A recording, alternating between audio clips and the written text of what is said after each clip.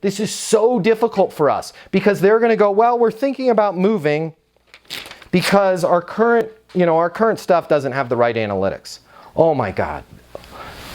Yes!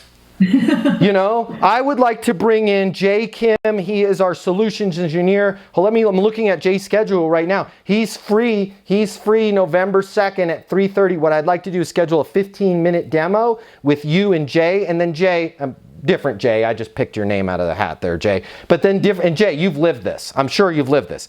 The solutions engineer, Jay, comes in, right? And he's like super cocky and super confident, slightly arrogant. He's like, all right, let me walk you through how our dashboard, and notice this, one click. Okay, we call this our one-click reporting. And with one click, you can have the reportings. What's not talked about? What's not talked about is what's gonna happen. You know what? Who's your rock star? It's kind of funny, we call him B-Money. He's got a Nebraska Cornheads bobblehead. Dude, that guy is great. What would happen if he left? Well, what do you mean? What would happen if he left? Well, why would he leave? It's amazing, the correlation between analytics and the ability to retain good talent when you have analytics, to where high fives only go so far, right?